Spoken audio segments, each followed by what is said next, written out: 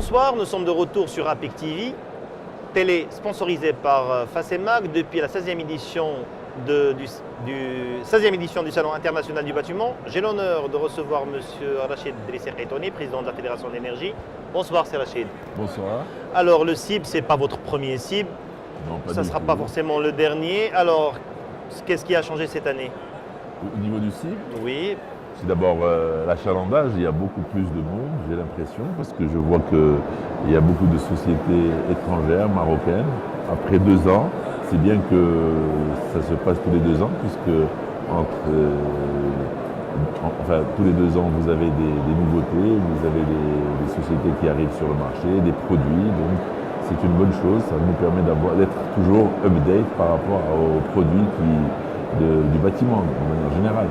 Donnez-nous un petit scoop, c'est quoi le premier stand auquel vous vous rendez quand vous arrivez à titre personnel? À titre pas personnel. En tant que professionnel, qu'est-ce qui vous attire le plus? D'abord, c'est la beauté du stand. Si le stand est bien fait, bien décoré, bien éclairé, bien sûr, parce qu'on revient toujours à l'énergie. Et donc, mon premier stand était Facemac, donc je vous l'accorde. C'est mon premier stand. Très bien. Vous allez, avant d'aborder la question de l'énergie, nous faire quand même un constat pour la COP22. Il est Très indispensable d'en parler Très aujourd'hui. bien. C'est vrai, nous avons été invités pour la COP22. Nous avons même fait des side events avec le ministère de l'Énergie, de l'Eau et de l'Environnement. Nous avons parlé de la transition énergétique. Et je pense que c'est un sujet très important au Maroc, puisque le Maroc adhère à cette transition énergétique mondiale.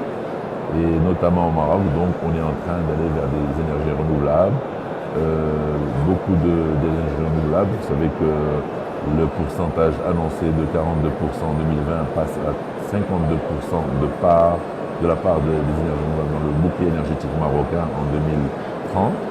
Donc c'est une grosse part du bouquet énergétique. Deuxièmement, il y a aussi l'efficacité énergétique. Le Maroc et le ministère a élaboré un plan pour pouvoir travailler avec les entreprises, notamment du bâtiment, du transport et de l'éclairage public à l'efficacité énergétique par plusieurs opérations qui pourront effectivement diminuer la consommation électrique. donc réussite totale pour vous de la COP22. Oui, je dirais par rapport aux actions qu'on va mener au Maroc et en Afrique. C'est vrai que la COP22, c'est l'action vers l'Afrique. Ce volet Afrique, justement, est-ce qu'on peut développer un petit peu pour Oui, savoir? le volet Afrique, l'Afrique, c'est un pays, je dirais, qui n'est pas électrifié ou pas énergétiquement énergivore par rapport aux pays industrialisés. Donc, c'est un continent qui est encore, je dirais, vierge par rapport à ça. Et donc, ça serait intéressant de d'orienter tout le continent africain vers des énergies renouvelables, des énergies à basse émission de CO2. Et donc, je pense que c'est une bonne chose pour l'Afrique. Deuxièmement, le grand point au niveau de l'Afrique, c'est l'agriculture. Le fameux AAA, qui consiste à utiliser donc de manière efficace l'agriculture sans émission importante de CO2. Donc, c'est 2 choses importantes pour l'Afrique. On peut arriver aux questions qui fâchent. La fédération, en tant que patron de la Fédération de l'énergie, les industries au Maroc se plaignent du coût élevé de l'énergie.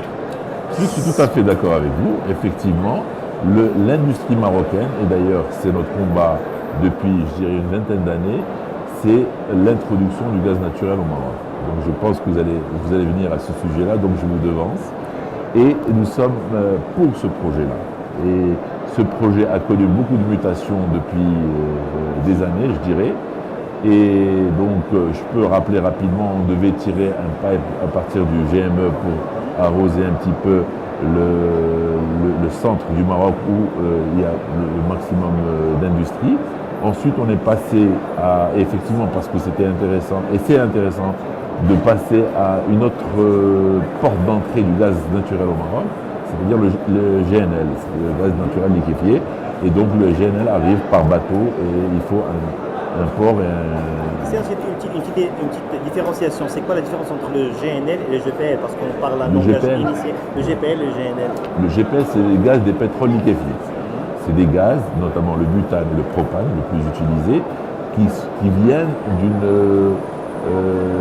je dirais, un raffinage, que ce soit du gaz naturel ou du pétrole.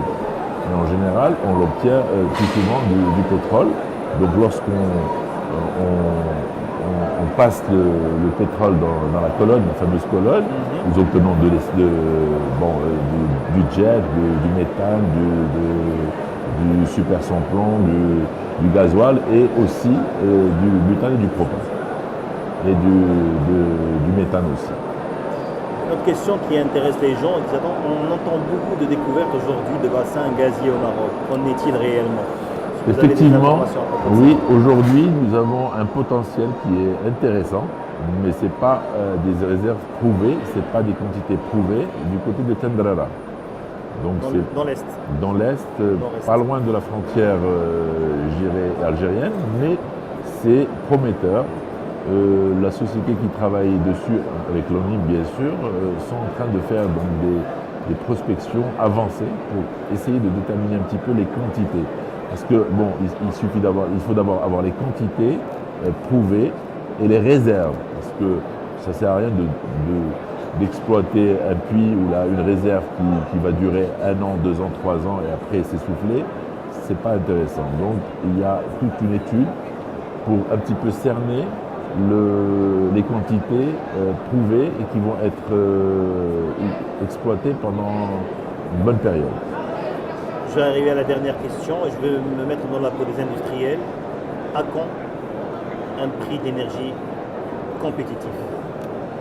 Pour les industriels, moi je vous dis, ce qui est compétitif aujourd'hui, c'est d'abord le gaz naturel. Donc si on parle un petit peu des céramistes, si on prend nos voisins espagnols, ils ont le gaz naturel, ils ont un prix du gaz qui est beaucoup moins cher que le GPL, ça c'est clair. Et donc, avec la même valeur énergétique. Oui, pratiquement, mais disons, rapporté à la valeur énergétique, le gaz naturel reste moins cher d'à peu près aujourd'hui de 20%. Dernière et ultime, et je promets dernière question. Pas de problème. Le plan gazier, il en est où? C'est ce que je disais, donc c'est ce que j'étais en train d'expliquer par rapport au GNL. Il est, je dirais, sur la bonne route, puisque aujourd'hui nous avons le ministère et l'ONE ont fait un appel à manifestation d'intérêt. Il y a eu 93 sociétés qui ont répondu, donc c'est des sociétés qui sont intéressées.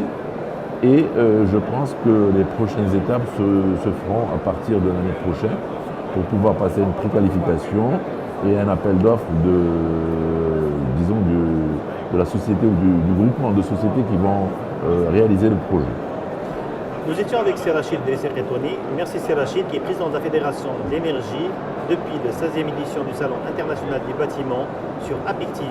Restez avec nous, nous revenons vers vous dans quelques instants. Merci.